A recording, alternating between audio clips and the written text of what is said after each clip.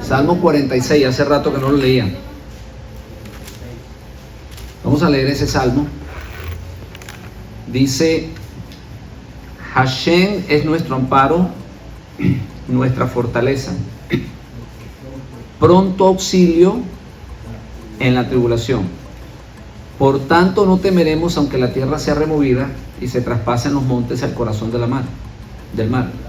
Aunque bramen y se turben sus aguas y tiemblen los montes a causa de su braveza. Del río sus corrientes alegran la ciudad de Elohim, el santuario de las moradas del Altísimo. Dios está en medio de ella, no será conmovida. Dios le ayudará a clarear la mañana. Bramaron las naciones, titubearon los reinos, dio él su voz, se derritió la tierra. Hashem de los ejércitos está con nosotros, nuestro refugio es el Elohim de Jacob. Venid y vean las obras de Hashem, que ha puesto asolamiento en la tierra, que hace cesar las guerras hasta los fines de la tierra, que quiebra el arco, corta la lanza, quema los carros en el fuego. Está quieto y conoced que yo soy Elohim. Será exaltado entre las naciones, enaltecido en la tierra. Hashem de los ejércitos está con nosotros y nuestro refugio es el Dios de Jacob.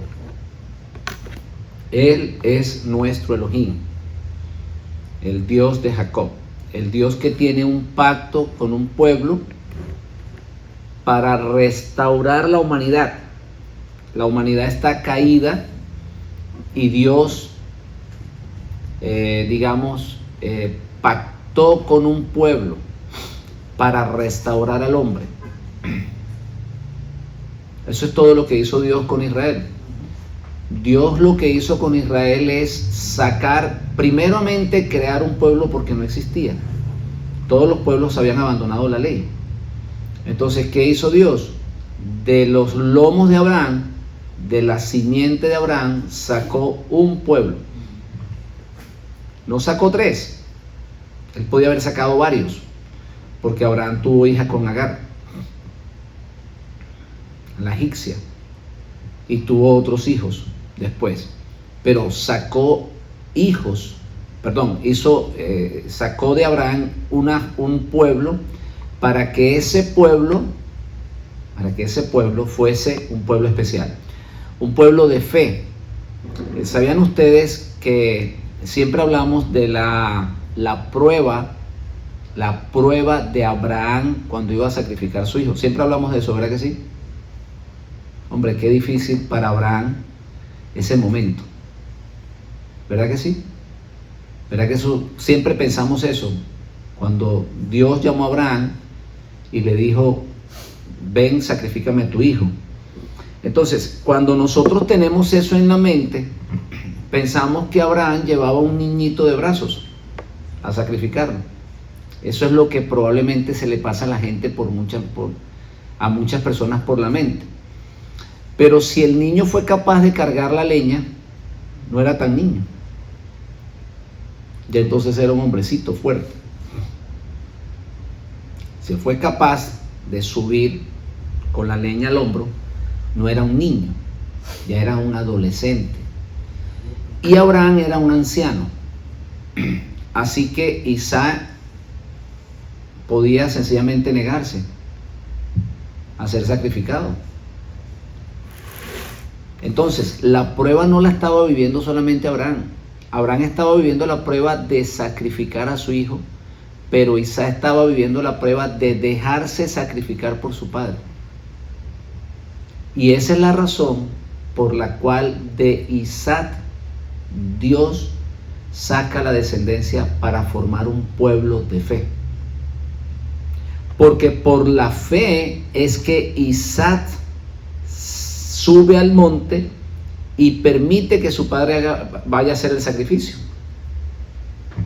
Cuando él pregunta, pues yo veo aquí la leña, veo el altar, pero ¿dónde está el sacrificio? Él se hace la pregunta, pero él mismo se la responde. Es que el sacrificio soy yo. Pero ¿qué creía tanto Abraham como Isaac? La Biblia habla de que Abraham creía que Dios le podía levantar de entre las cenizas a su hijo. Eso lo creía Abraham, pero eso también lo tenía que haber creído Isaac. Entonces, lo que hace que Dios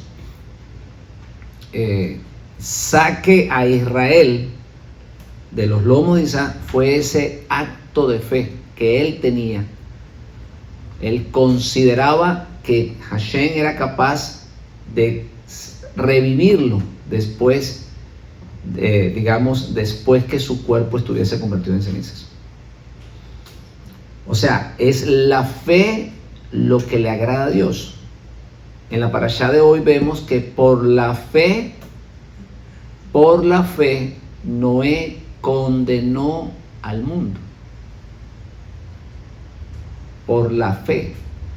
Las personas que van a ser salvas son salvos por la fe. Ahora, es bien importante aclarar cuál fe. Sí, es que la gente piensa que cualquier fe te salva, pero eso no es lo que explica la Biblia. La Biblia habla los de la fe, ¿de quién? De Yeshua. Los que tienen la misma fe. Yeshua no tenía una fe distinta a la de Abraham. Cuando le preguntaron a él cuál era el primer mandamiento, él no dijo otra cosa que Abraham no lo había hecho. Que Abraham no lo había dicho. O que no lo habían dicho también Isaac o Jacob. La fe de Yeshua es la fe de sus padres. Es la fe de Abraham. Es la fe que existe un solo y único Elohim. Que no hay 2, ni 3, ni 20. Esa es la fe de él. Vamos a leer Romanos. Vamos a leer Romanos.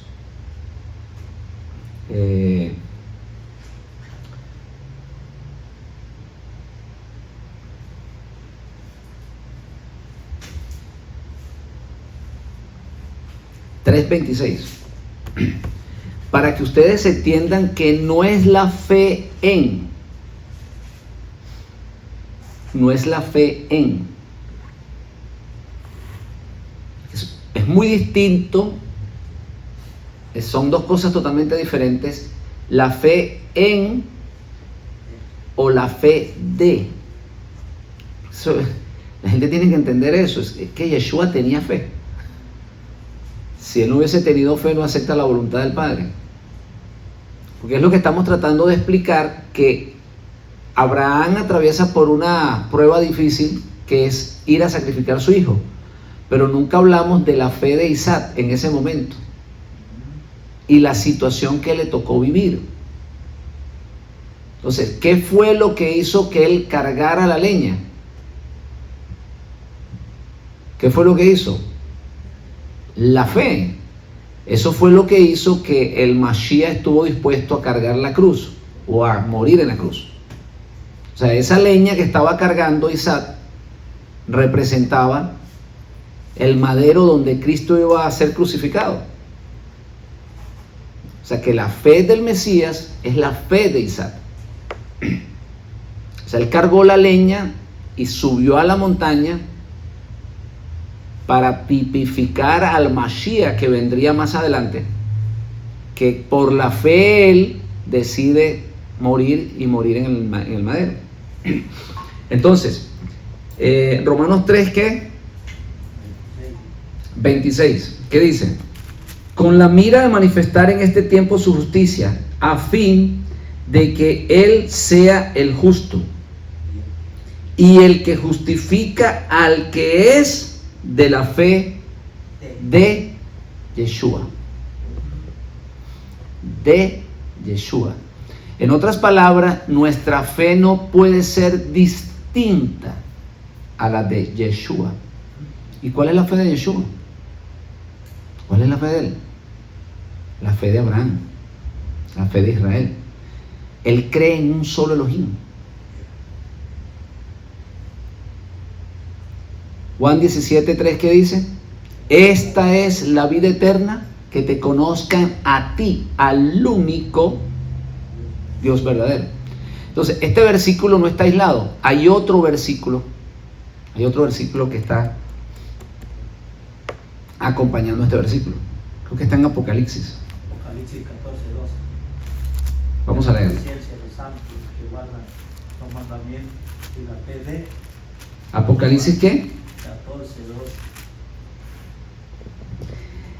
Aquí está la paciencia de los santos, los que guardan los mandamientos de Elohim y la fe de Yeshua. Entonces, ¿es la fe en o la fe de él? Esa es una buena pregunta. Tenemos que creer que él es el Mesías, pero tenemos que tener su misma fe. No podemos tener una fe distinta. Usted puede creer que él es el Mesías, pero si usted tiene una fe distinta a la de él, usted no está aquí. En otras palabras, usted está en otro campamento, usted está en otro lugar.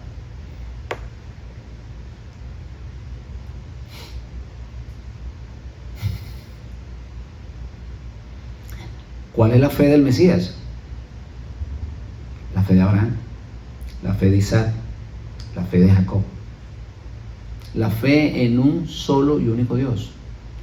Por eso él, cuando resucita, ¿qué dice? Subo a la casa de ¿quién? De mi Padre. Subo a la casa de mi Elohim, de mi Dios. Porque él tiene una fe. Eso hay que entenderlo. La mayoría de los cristianos no entienden eso. Pues él no tiene fe porque él pues es Dios. Pero eso no es lo que dice las Escrituras. Él tiene una fe. Por eso dice las Escrituras, puesto los ojos en Yeshua, el autor y consumador de la fe. O sea, él tenía fe. Si él no tiene fe, pues él sencillamente no acepta la voluntad del Padre. Se niega. Pero fue la fe lo que lo llevó a aceptar esa voluntad. Dice, bueno, me voy a esperar por un rato, pero yo voy a resucitar y mi Padre me entregará los reinos más adelante. Esa es la fe de él. La fe de Yeshua es la fe de Pablo o de Saulo de Tarso. ¿Cuál es la fe de Saulo de Tarso? Aunque para muchos haya muchos dioses y muchos señores, para nosotros solo hay un Elohim, el Padre del cual proceden todas las cosas. Cuando Mashiach está en el Getsemaní y él está a punto de ser entregado para la muerte, él no comienza a batallar con alguien más. Él comienza a hablar con Dios. ¿Por qué? Porque él sabe que todo procede de él. Por eso él le dice, pasa de mí esta copa. Él no se pone como la mayoría de las personas a pelear con Satanás. No, es que Satanás me la puso difícil. Es que mira lo que me toca ahora vivir. Él no entra en esa polémica porque él conoce, él sabe perfectamente que todo procede de arriba. Porque eso fue lo que él le dijo a Pilato. No tienes ninguna autoridad que no se te haya entregado de arriba. En otras palabras, lo que tú estás haciendo de entregarme, ¿verdad? Todo eso procede de arriba. Ese no procede del mal, procede del Padre. Bajo la voluntad del Eterno está eso. O sea, esa es la fe de él. Él no cree que nosotros somos llevados, digamos, o que hay una batalla entre el mal y el bien, y que en ocasiones Satanás le gana algún round a Dios, como lo cree el cristianismo, y que por lo tanto entonces nosotros clamamos a Dios y Dios llega y nos vuelve y nos defiende. Él no cree en eso. Él cree que todo procede del Padre y que si él no puede recibir el reino en ese momento, pues ha sido totalmente la voluntad del Padre. Y que si él tiene que entregar su vida en ese momento, pues es la voluntad del Padre. Por eso él comienza a hablar con el Padre y le pide. Eso tenemos que estar claro. Pasa de mí esta copa.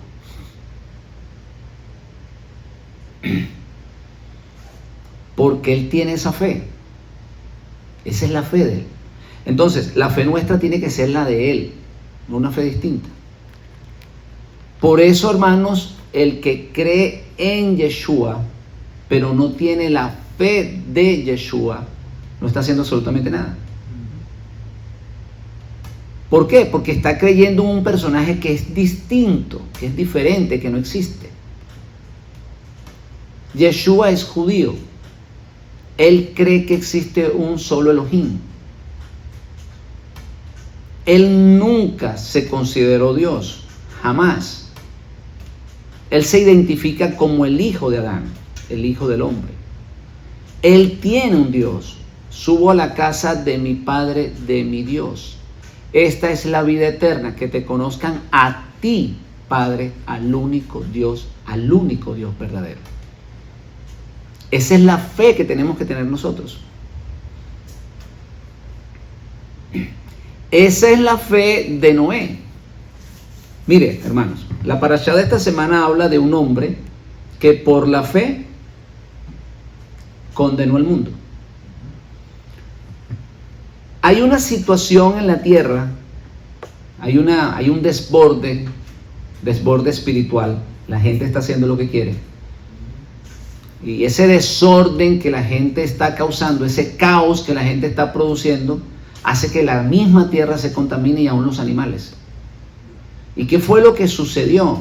Porque es que esto es importante aclararlo, hermanos míos. La gente piensa que la ley se entregó allá en el Sinaí y que antes del Sinaí no había ley.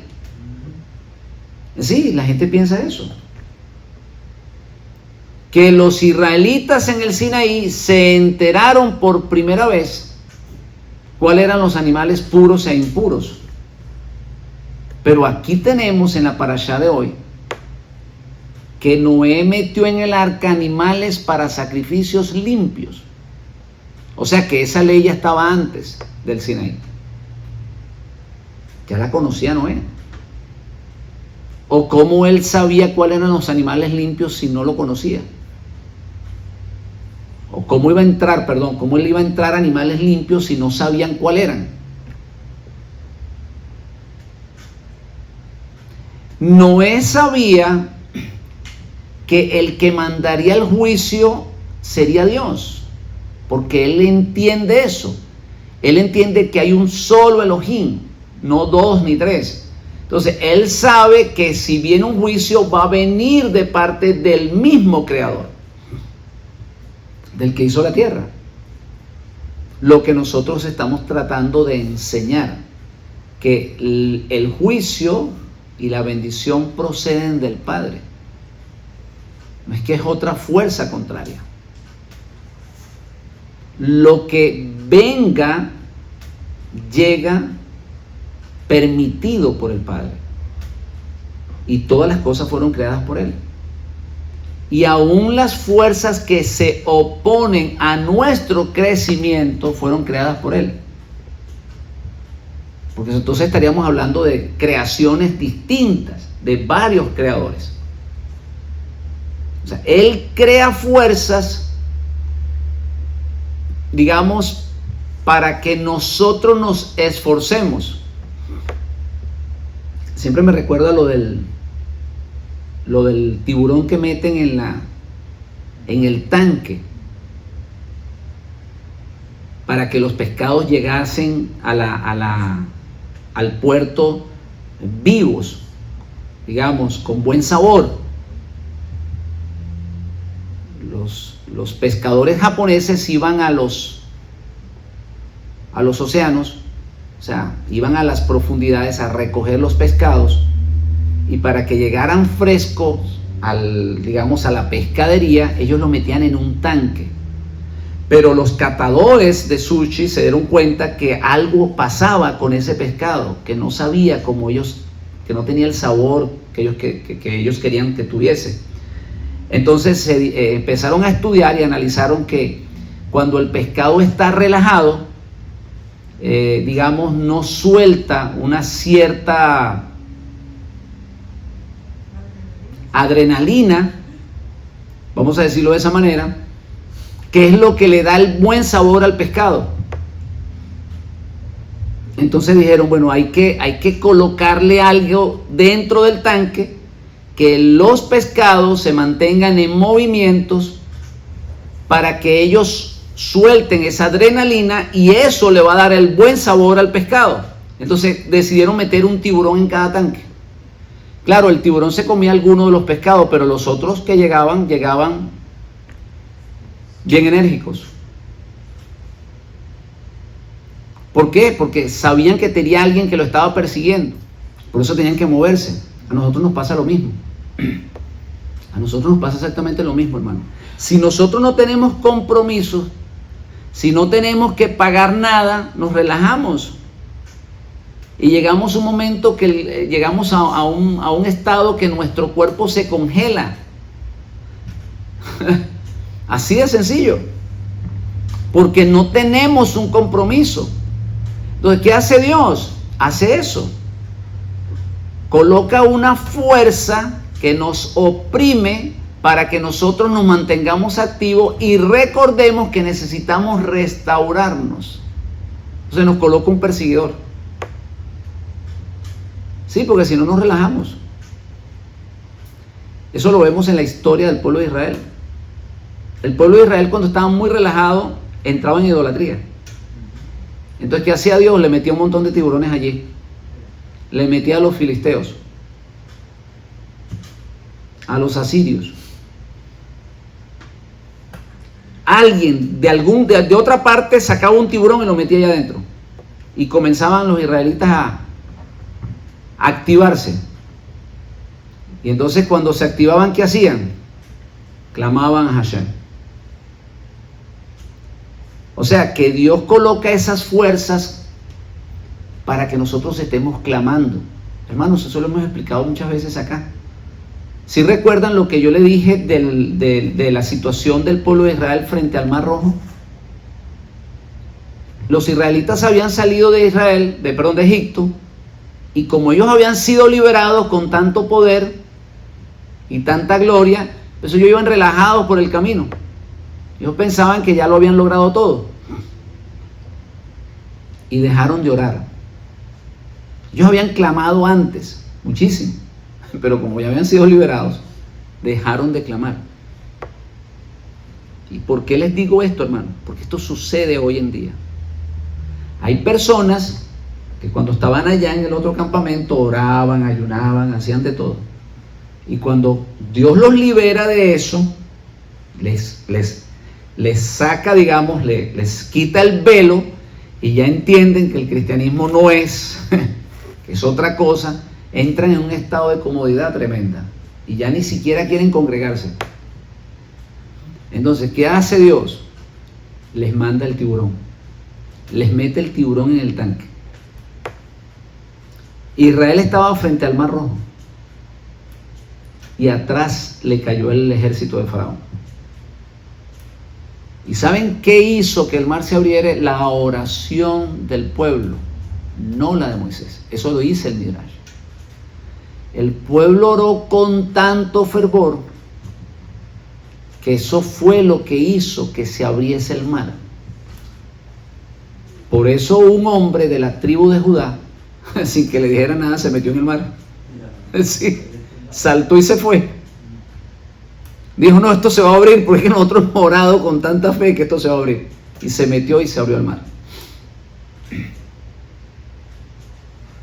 Entonces, esas fuerzas del mal son producidas, son puestas por parte de Hashem para probar nuestra fe, para inclusive mantenernos activos y de alguna manera nosotros estar en constante comunicación con nuestro Elohim, ¿Por qué? Porque vivimos dentro de un cuerpo que le fascina relajarse.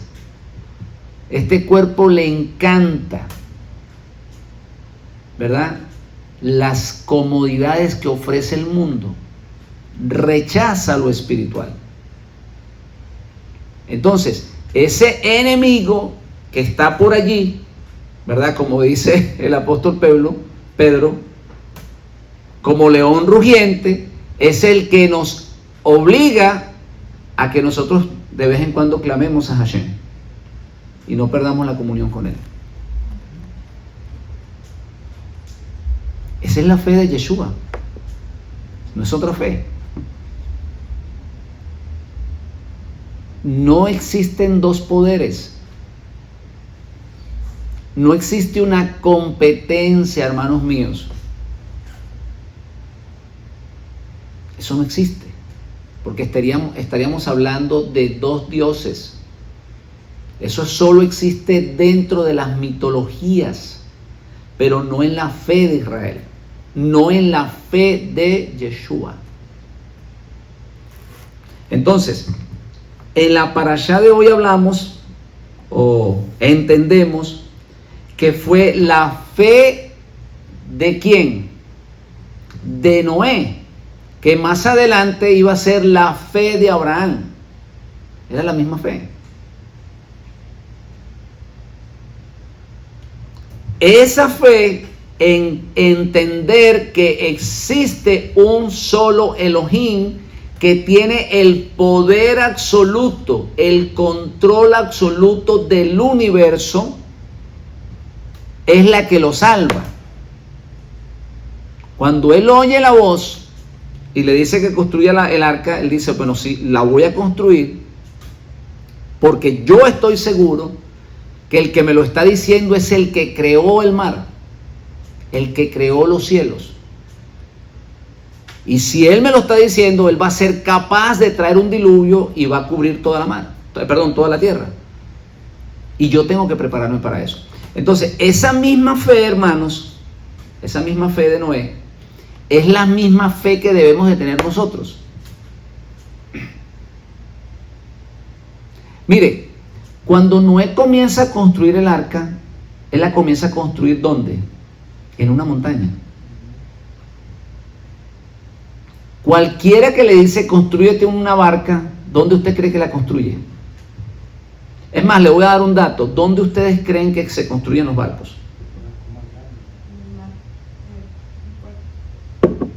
Allí en un puerto. Porque imagínense traer ese barco de una montaña para meterlo en el mar. Y ni pensar de mandarlo por un río, ¿no?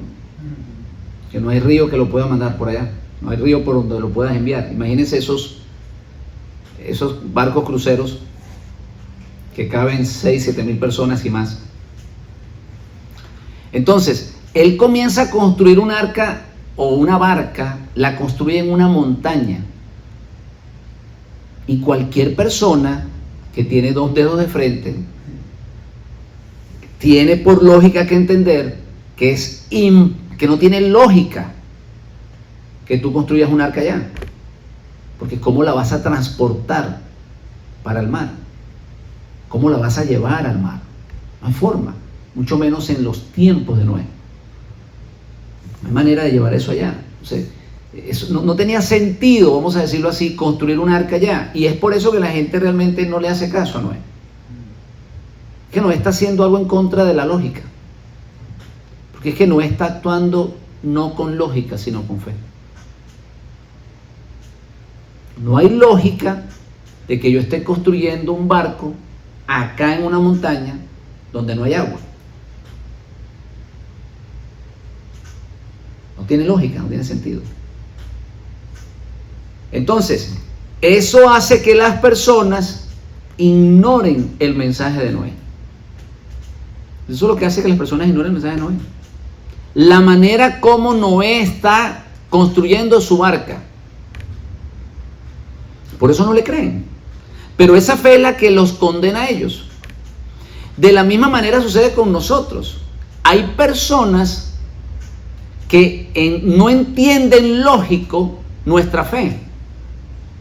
no la aceptan, porque es una fe que no va de acuerdo a sus pensamientos, no va de acuerdo a lo que realmente el mundo cree. Es una fe que va en contra de su fe, de sus creencias, de su lógica.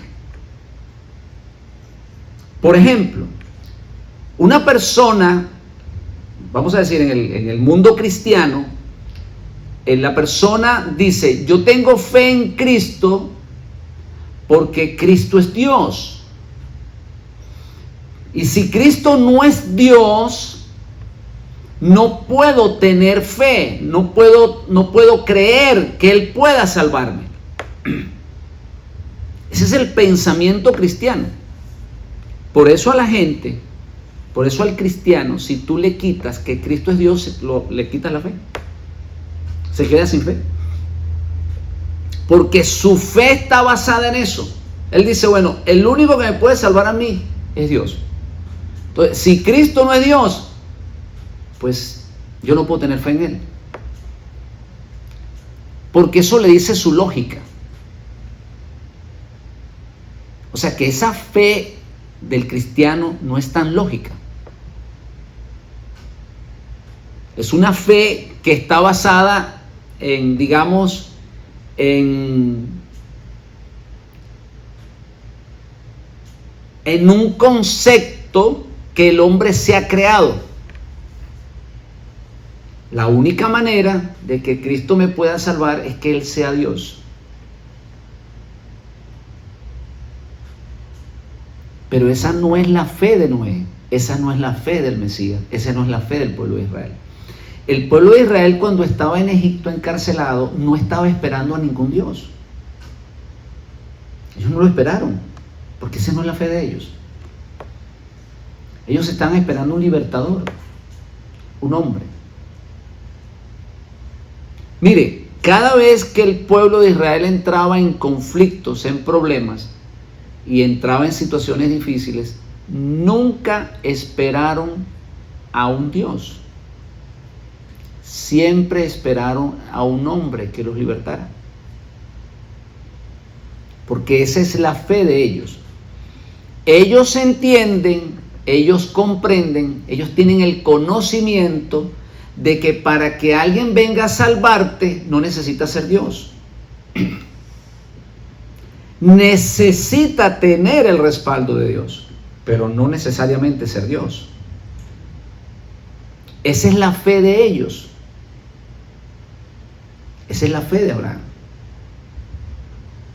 Sin embargo, en el cristianismo, para que te pueda salvar a alguien tiene que ser Dios. Ahora, ¿por qué ellos tienen ese concepto? Porque el cristianismo está mezclado con las creencias grecorromanas. Y dentro de las creencias grecorromanas, para que alguien pueda salvarte o ayudarte, tiene que ser un Dios. Tiene que ser un ser que viene de arriba. No puede ser un hombre que nazca y que tenga, digamos, la unción del Eterno. No, a ellos no les basta eso. ¿Por qué les explico esto, mis hermanos?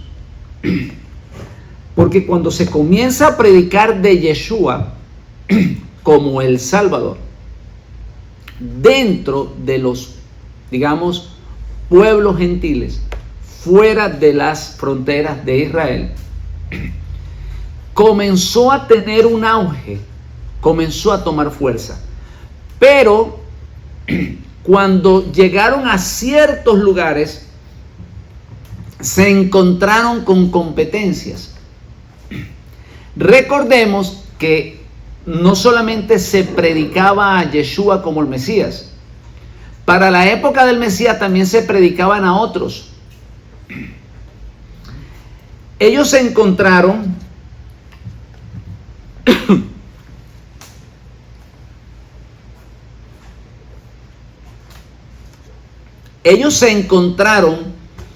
con personas que tenían la fe en un Dios, digamos, que venía del cielo. ¿Y cómo tú convences a esa persona con un Mesías judío, nacido de una familia humilde o de una familia de clase media baja, vamos a decirlo de esa manera, que no tenía, digamos, que no había tenido un éxito en batallas, sino que había tomado la decisión de morir por los pecados del pueblo? En otras palabras, ese Mesías judío no era tan bien visto o apetecido por las personas que tenían esas creencias en dioses venidos del cielo. Entonces, ¿qué dijeron ellos? Bueno, no lo vamos a convencer. Con este Mesías judío no lo podemos convencer. Necesitamos colocarle un poco de levadura a la masa. Así es. Necesitamos colocarle levadura a la masa.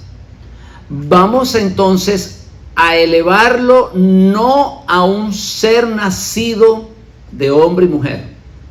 Vamos a elevarlo a un ser que ha sido nacido directamente de parte de Dios. Y crean el nacimiento virginal de Yeshua. Eso no le fue suficiente, porque es que habían otros dioses también, que habían sido creados entre mujer y dioses. Habían sido el resultado de una unión entre un ser celestial y una mujer, y un ser terrenal. Ya eso existía. Entonces, para ellos eso no les fue suficiente. Entonces, ¿qué tenían que hacer? Elevarlo todavía mucho más. Y ya no solamente es hijo de Dios, sino que ahora es Dios, creador de lo que existe. Y es por eso que se llega a la terminología de Trinidad, a ese concepto. Eso no fue de un día para otro. La gente piensa que, los cristianos piensan que eso se determinó de un momento a otro. Eso se requirió de varios concilios y de muchas discusiones para poder elevar al Mesías judío a la posición del Dios creador. Y ahí es donde crean la Trinidad, que son una supuesta, son, digamos, un Dios existente en tres personas. ¿Por qué? Porque no era apetecida la idea de un Salvador judío. Más adelante desconectan al Mesías de su pueblo. Ya el Mesías no es un Dios para los judíos. Ya es un Dios para la iglesia. ¿Por qué? Porque le quitan la identidad de él. A pesar de que las escrituras dicen que la salvación viene ¿de quién? De los judíos. Eso es lo que dice. Pero ya en los concilios lo desligan de su pueblo. Cuando dicen a lo suyo vino, pues entonces ellos engloban a todo el mundo. Ya ellos quitaron a los 3,000 que se bautizaron ahí en el Pentecostés, a los 5,000 y a todos aquellos que habían tomado la decisión de seguir al Mesías. A ellos los desligan de todos esos primeros creyentes que eran judíos, que eran israelitas. La gente ignora que la predicación a los gentiles vino 20 años o quizás más tarde, que durante los primeros 20 años se estaba predicando solamente dentro de la frontera de Israel. Y que en ese tiempo muchos creyentes judíos creyeron que Yeshua era el Mesías. Pero ¿por qué la gente ignora eso? Porque la historia la cambiaron. ¿Por qué, hermanos míos? Porque no es fácil presentar a un Mesías judío, hombre. El gentil no va a aceptar ese mensaje. Pero ¿saben por qué no lo aceptan? ¿Saben por qué no lo aceptan, hermanos? Porque no escudriñan las escrituras. Porque cuando tú entiendes que el que nos está salvando es el Padre, entonces tú no requieres de un Mesías Dios. A pesar que lo está diciendo las Escrituras en muchas partes. Yo soy Hashem, tu Elohim, y fuera de mí no hay quien salve.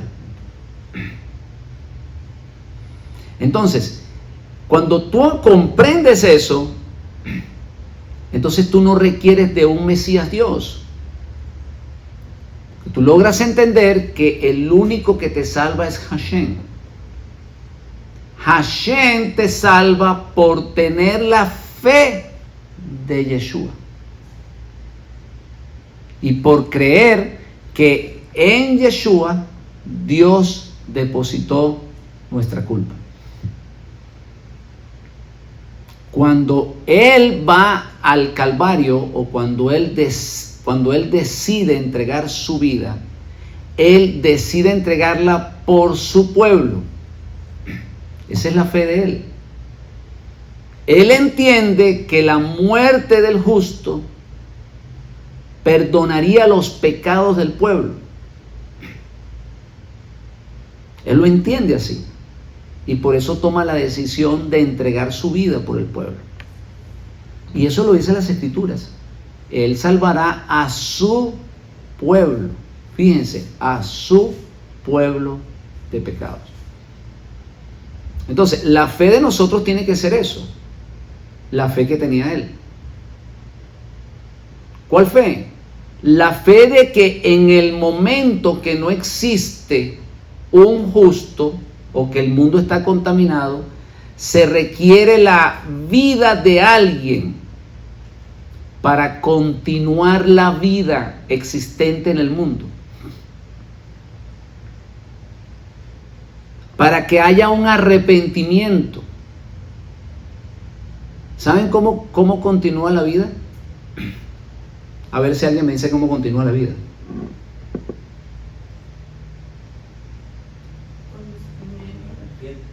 La vida continúa cuando hay un nuevo nacimiento. Y para que haya un nuevo nacimiento tiene que haber una muerte.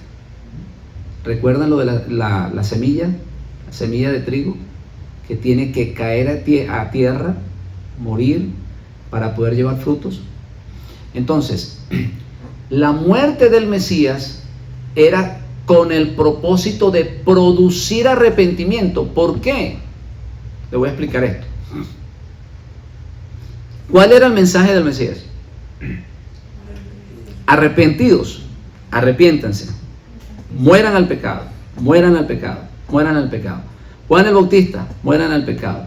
Los discípulos mueran al pecado para que Dios les establezca el reino de los cielos. Ellos no quisieron hacerlo. O sea, como no quisieron hacerlo, entonces Dios permite la muerte del Mesías. ¿Para qué? Para que se arrepientan. En otras palabras, les entregué al Mesías y no quisieron. Ahora se los quito. Entonces, eso produce en el israelita un arrepentimiento. Le sucede a uno como cuando te están ofreciendo un buen negocio. Te están ofreciendo un buen negocio y tú no lo aceptas. Y llega y se lo venden a otra persona. ¿Y qué te pasa a ti después? Cuando te das cuenta que esa persona ha hecho un excelente negocio. Te arrepientes de no haberlo comprado. Entonces, la vida comienza con la muerte, con el arrepentimiento. O sea, lo que Dios estaba tratando de buscar en el pueblo de Israel era muerte espiritual. Y como no lo logró con la predicación del Mashiach, ni con la de Juan el Bautista, entonces, ¿qué hace Él? Él les quita al Mesías para que ellos se den cuenta que han perdido la piedra del ángulo. En otras palabras, no pueden construir ese edificio que ustedes quieren. Miren lo que está pasando cuando Dios le quita al Mesías. Cuando Dios le quita al Mesías, Israel no puede establecer el reino de los cielos, porque no puede haber el reino de los cielos sin rey. Y el único que tiene derecho a tomar el lugar de David es el Mashiach. Esa es la promesa. Él es el único que puede establecer el reino de los cielos. Como Dios se lo quita, pues no hay Mesías, pero tampoco hay reino de los cielos.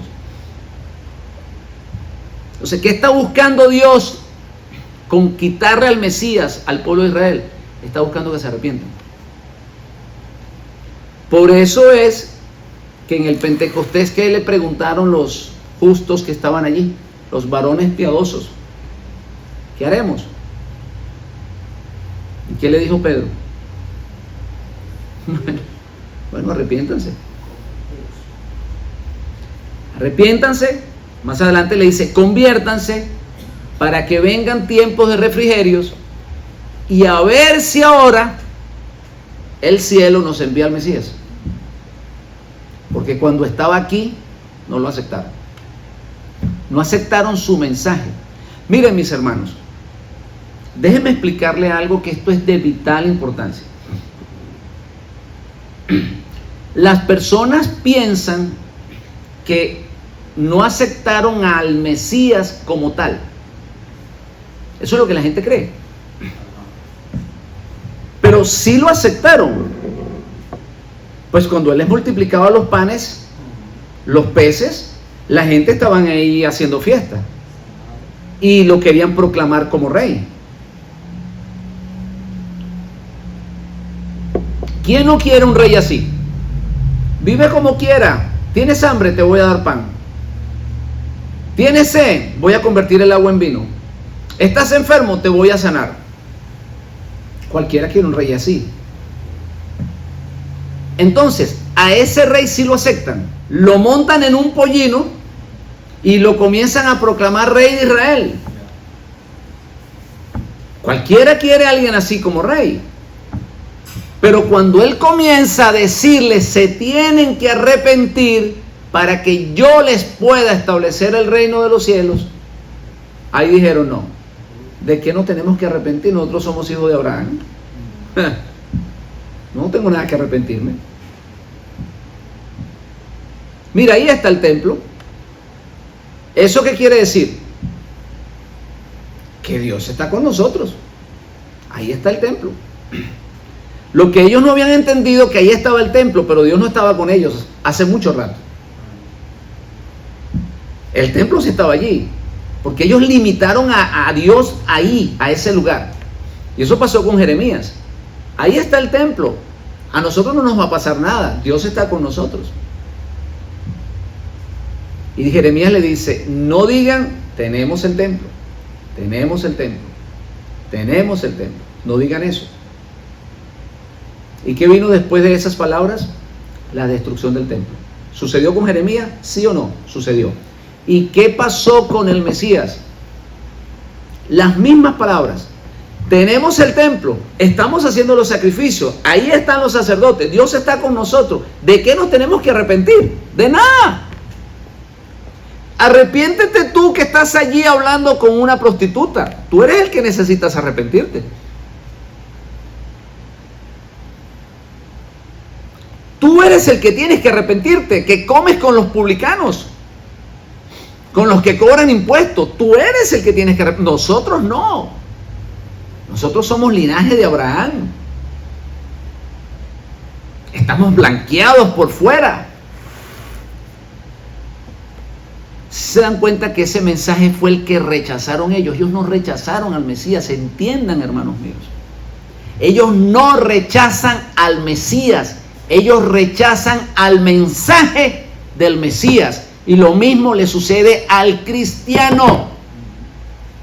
El cristiano acepta al Mesías, pero rechaza el mensaje del Mesías.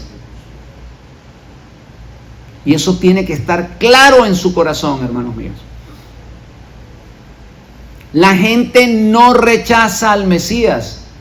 Los israelitas no han rechazado al Mesías. Los judíos no rechazan al Mesías y lo están esperando todos los días. Hasta le cantan. Ya oigo sus pasos, dice una canción muy bonita. En los montes, en los collados, son los pasos de mi amado, del Mesías. ¿Quién dice que los judíos rechazan al Mesías? Por favor, si ellos lo predican todos los días. El judío que no cree en el Mesías no es judío. Lo mismo le sucede al cristiano. El cristiano acepta al Mesías. ¿Saben lo que no aceptan? el mensaje del Mesías. Y el mensaje del Mesías es el que rechazaron los judíos, no al Mesías.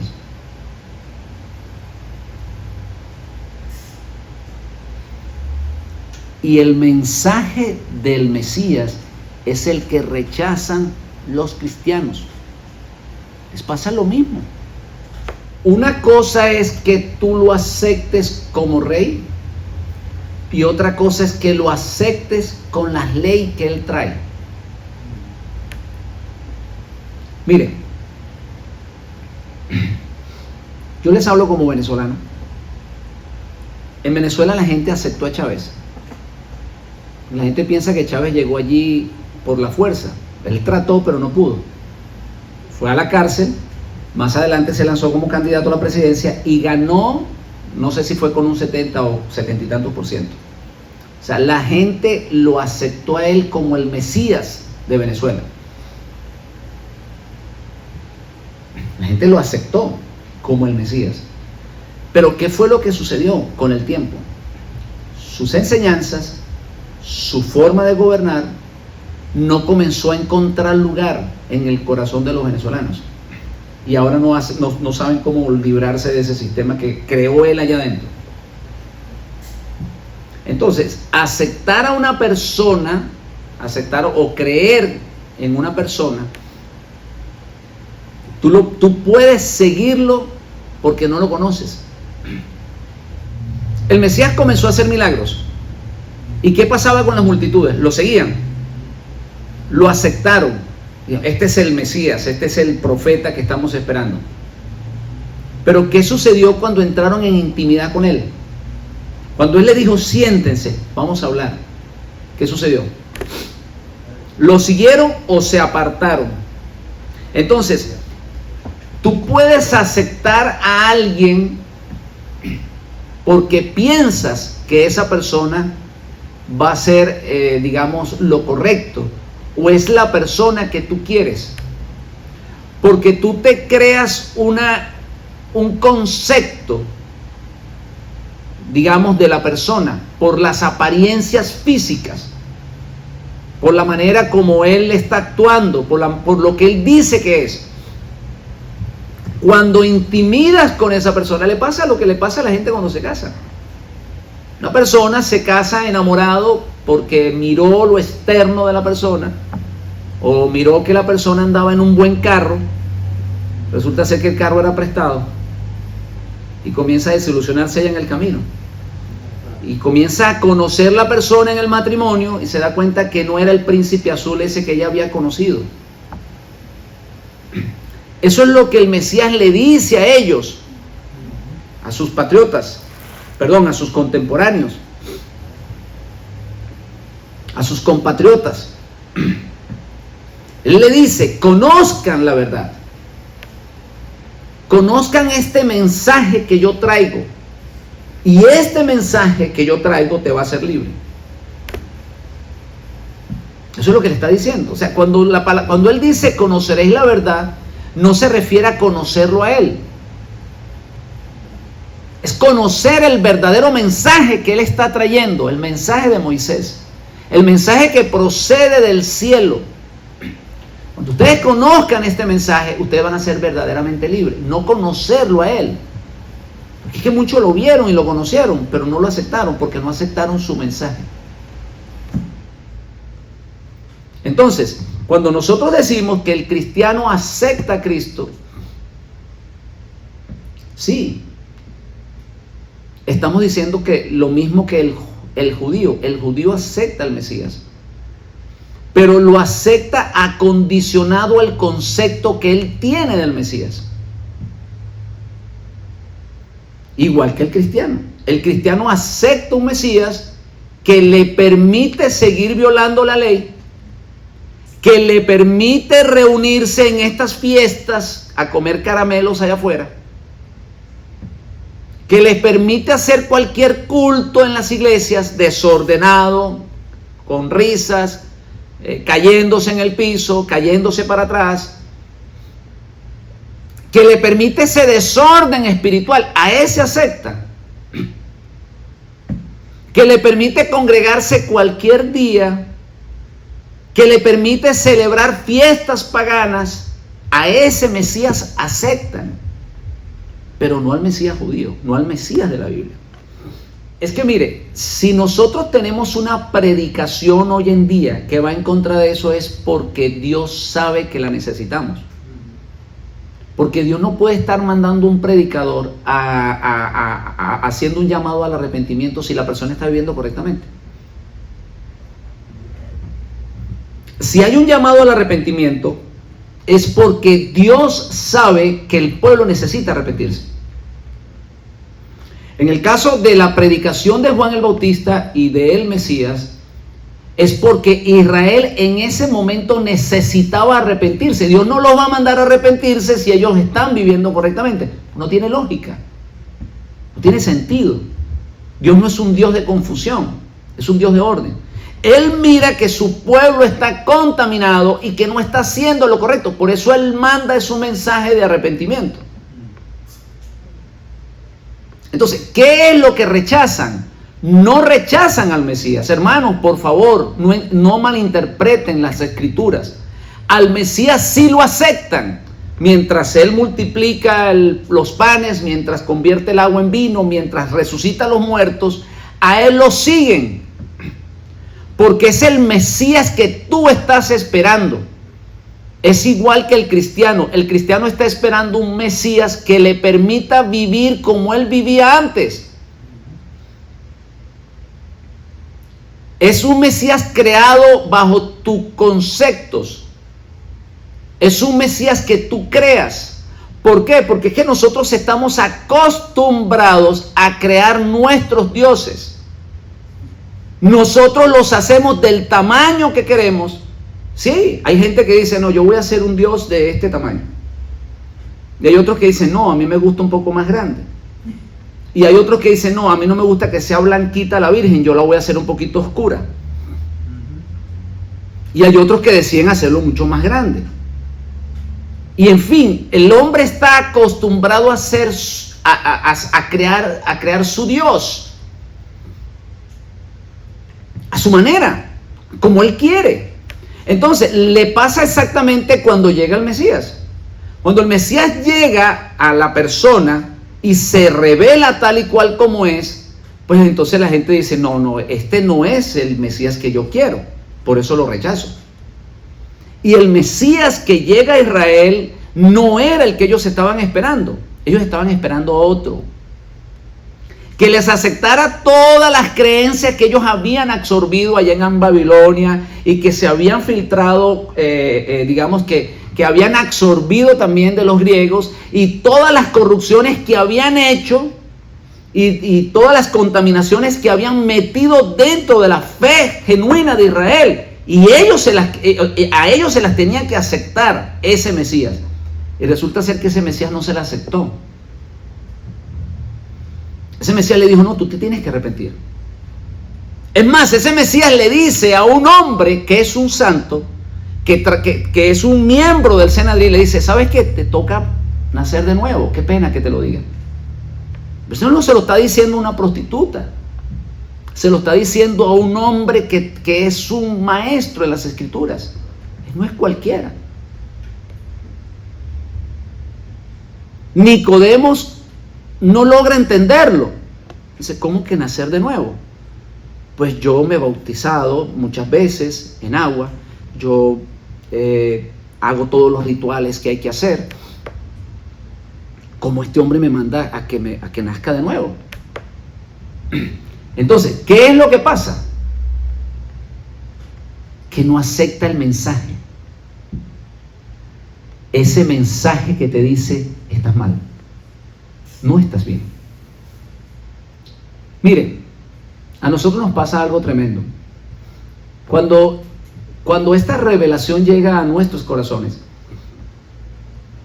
y que nosotros, por supuesto, tenemos que arrepentirnos. Porque eso fue lo primero que me sucedió a mí. Yo, después de estar 20 años predicando lo que nosotros tenemos como cristianismo, o que el mundo conoce como cristianismo, después de estar predicando ese mensaje por 20 años, me tocó arrepentirme. Y cuando le sucede eso a la persona, ¿qué hace uno? Uno trata de ir a los suyos, aquellos que estaban, digamos, contigo, porque tú tienes el concepto de que ellos están buscando la restauración de sus almas, en el lugar que estén. Llámese una iglesia bautista, pentecostal, la católica, la que sea. Usted tiene un concepto de que ellos están allí porque ellos quieren elevar su alma, porque ellos quieren la restauración. Le pasa a uno lo que le pasó al apóstol Pablo. El apóstol Pablo, cuando recibe la revelación que Yeshua es el Mashiach y recibe lo que él digamos, el llamado, ¿a quién va él? Él va a los suyos, a los que están con él. Y comienza a predicarle y decirle, no, mire, ¿saben qué? Esto que yo recibí, yo quiero que ustedes lo reciban. Porque esto es algo maravilloso. Pero ¿qué pasa? ¿Qué le sucede a él? Él se encuentra con una pared. Pero eso nos pasa también a nosotros. Cuando nosotros le predicamos esto a las personas que estuvieron allá con nosotros, que nosotros teníamos el concepto de que están buscando la restauración, nos pasa exactamente lo mismo que a Pablo. Nos encontramos con una pared. ¿Por qué? Porque le estamos presentando al verdadero Mesías de la Biblia. Ellos aceptan al que teníamos nosotros allá, al que te permite comer cosas impuras, al que te permite congregarse cualquier día, al que te permite celebrar las fiestas paganas. A ese Mesías aceptamos todos una vez. Pero cuando se nos reveló el Mesías verdadero de la Biblia y nosotros fuimos a los nuestros, a los que estaban allá juntamente con nosotros, inmediatamente recibimos el rechazo. ¿Y qué fue lo que pasó? ¿Sabes qué fue lo que pasó? Le quitamos el manto romano al Mesías. Les mostramos el verdadero Mesías de las Escrituras al judío, al nacido de Joseph, de Miriam, al que vivió conforme a los mandamientos, al que nunca rompe con Israel, al que exige mandamientos. ¿Y de dónde salió eso? De acá de las Escrituras. Si me amas, guarda mis mandamientos. Al que no violó el Shabbat, al que no violó el Shabbat, ni siquiera estando muerto. Él jamás violó el Shabbat. Aún muerto, no violó el Shabbat. Resucitó después de la caída del sol del sábado. Cuando tú le presentas ese Mesías al cristiano, inmediatamente te encuentras con una pared.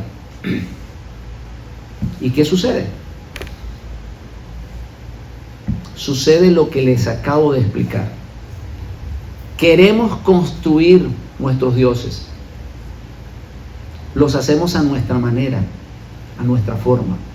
Y cuando nos presentan a uno que no tiene las características del que quiere, del que yo quiero tener, pues sencillamente lo rechazamos. Sucedió con los judíos y sucede con cada persona que rechaza este mensaje. Él tiene un concepto del Mesías. Pero cuando tú le revelas al verdadero Mesías, y déjeme decirle que eso no es una revelación que hay que ir al cielo a buscarla. Aquí se cumplen las palabras de Moisés. No digas que tienes que atravesar el océano.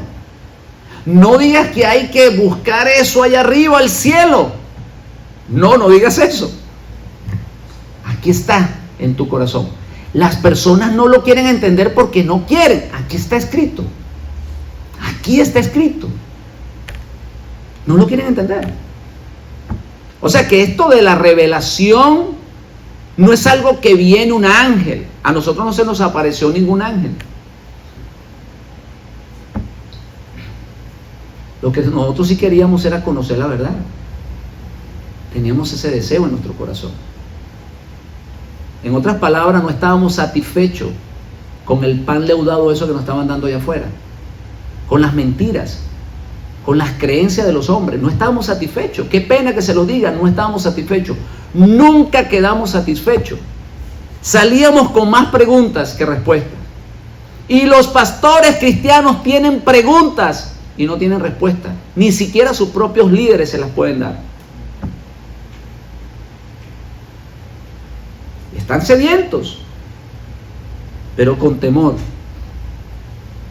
Los tienen amenazados, porque si dejas esta fe te pierdes. No, eso no es verdad. Estás allí porque estás acostumbrado, porque tienes miedo. Atrévete. Atrévete a aceptar al verdadero Mesías. Escudriña las Escrituras, conoceréis la verdad y la verdad te hará libre. Voy a terminar esta parashá con estas palabras. En mi pueblo se acostumbra a decir mucho esto: una golondrina no hace verano. Se han oído mucho ese refrán, ¿verdad que sí? Un solo palo o un solo árbol no hace montaña, también se dice. Pero me gusta más lo de la golondrina, porque una golondrina es un animalito pequeñito, es un pajarito muy pequeño. Y cuando se acerca el verano, pues se acostumbra a ver esa multitud de golondrinas. Yo recuerdo allá en mi pueblo, yo las miraba en los alambrados, y en Miami también la veíamos. ¿Te acuerdas? Eran multitudes de golondrinas y ya tú sabes que ya pues el verano está cerca. Comienzan ellas a emigrar o comienzan ellas a moverse. Pero son unas multitudes. Entonces de allí sale ese refrán: una golondrina no hace verano. Hasta una canción hay de eso. Y nosotros tenemos eso acá, en nuestra mente. Pero eso no es lo que la Biblia enseña. La Biblia enseña que un hombre pudo salvar la humanidad. Un hombre rescató, digamos, pudo mantener la especie humana porque le creyó a Dios. Un hombre que no quiso contaminarse. Hermanos míos, no esperes que alguien haga algo por ti, porque ese es el concepto que tenemos nosotros. Y nos amparamos en eso. Lo usamos como excusa. ¿De qué vale que yo me guarde? ¿De qué vale de que yo me mantenga separado si de todo modo el resto del mundo está destruido? Eso es una excusa que usamos. ¿Saben por qué? Porque no queremos salir de ese estado de confort que estamos. Nos excusamos en eso. ¿De qué vale de que yo me esfuerce? No tiene lógica, no tiene sentido. Porque es que yo solo, ¿qué voy a hacer? Y sin darnos cuenta, hermanos, nos estamos excusando porque no queremos salir de ese estado de confort. En otras palabras, nos estamos excusando para no ser valientes, para seguir siendo cobardes. ¿Sí recuerdan la historia de David y Goliat? Había miedo en el ejército de Israel.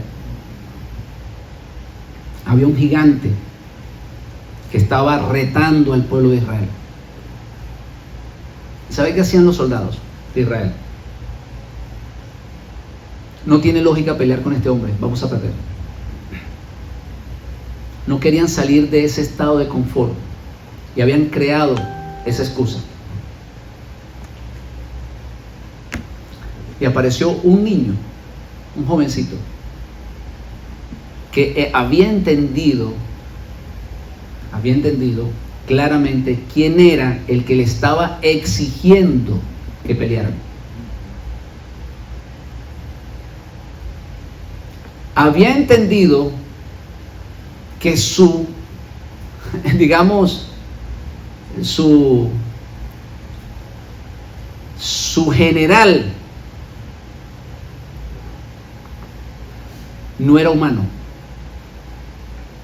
El ejército a quien él pertenecía no era un ejército humano, era un ejército que tenía el respaldo del cielo. Cuando tú entiendes eso, entonces tú no tienes miedo. Cuando tú piensas que tú vas a lograr las cosas por tus fuerzas, tú tienes miedo, que eso le pasaba al ejército de Israel. Pero cuando aparece este jovencito y dice, ¿quién es este que se atreve a insultar y a retar al ejército del Dios vivo? Si se dan cuenta, la diferencia. Si se dan cuenta, hermanos, que existe una gran diferencia con tus palabras, con el conocimiento que tú tienes. Entonces, él sale y enfrenta al gigante. Porque él sabe que él no va con sus fuerzas. Entonces, cuando nosotros decimos, es que yo no marco la diferencia, es que yo por más que me esfuerce, pues no voy a lograr nada, sencillamente eso lo estás usando como excusa, porque no quieres salir de tu estado de confort, no quieres ser valiente, quieres seguir estando del lado de los cobardes. Qué pena que se lo diga. Es que no me quiero enfrentar a lo que dice el resto de la gente. Es que no me quiero enfrentar a la cúpula de la organización a la que pertenezco. Le tengo miedo a todos ellos. ¿Qué van a decir de mí? Cobardía. Es que no puedo rechazar ese mensaje que yo he estado predicando por 20 años, por 30 años, porque voy a perder todo lo que yo he predicado, toda mi vida la voy a perder. Cobardía. No quieres salir de tu estado de confort. Quieres seguir teniendo súbditos allí que te llamen pastor. Pues eso es lo que quieres. Estatus. Exactamente lo mismo que le sucedía a aquellos a quienes el Mesías le decía, tienen que arrepentirse. Pero ellos decían, ¿cómo? Nosotros, si nosotros somos aquí los líderes. Y este hombrecito nos está mandando a arrepentirnos. ¿Qué quiere decir eso? ¿Que lo voy a seguir yo a él en vez de él seguirme a mí? No quieren salir de su estado de confort, hermanos míos.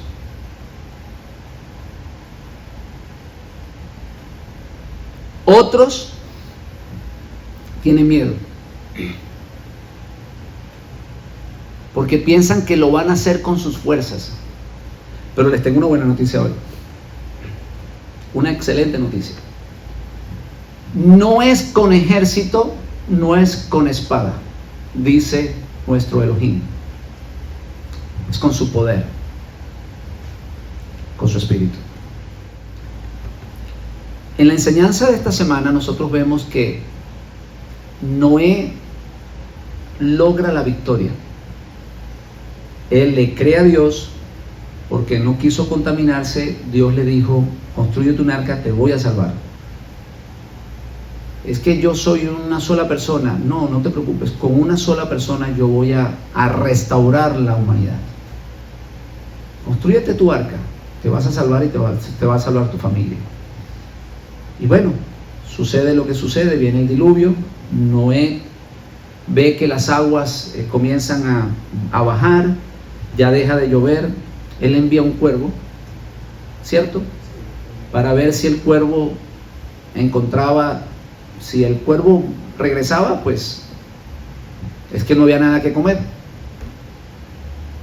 Entonces el cuervo regresó, lo volvió a lanzar, lo volvió a enviar, vuelve otra vez, regresa, no era el tiempo completo, y luego lo envía y ya el cuervo no regresa. El cuervo ya encontró lugar allá afuera en el mundo donde vivir, donde comer. Entonces se va. Después él envía una paloma. Y me llama la atención lo que la paloma le trae. ¿Y por qué me llama la atención? Le voy a explicar por qué.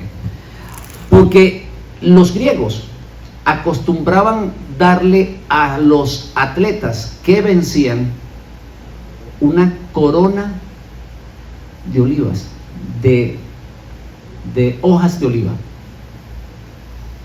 Esa era la manera como lo coronaban. Ahora, ¿de dónde sacaron ellos eso? Porque cualquiera pudiera decir que eso es una práctica pagana, ¿cierto? Pues todo lo que viene de allá puede ser pagano. Pero yo no pienso eso. Yo pienso que lo sacaron de acá. ¿Saben qué entendieron ellos? ¿Saben qué entendieron? Que esa paloma lo que le trajo a Noé fue un mensaje. ¿Y saben cuál fue el mensaje? Venciste. Eres un vencedor. Te traigo una corona de olivos. Eso fue lo que le trajo el mensaje. Eso fue lo que le trajo la paloma, perdón. Ese mensaje. Y de allí lo adoptan los griegos, de que ese atleta que se esfuerza y que logra esa gran hazaña de coronar el primer lugar, le entregan una corona. No es de oro. ¿Y por qué no le entregan de oro o de plata? Eso ahora lo hacen en las Olimpiadas, las medallas de oro, plata y bronce. Pero antes no era así. Antes era una corona de hojas de olivas o de ramas de oliva.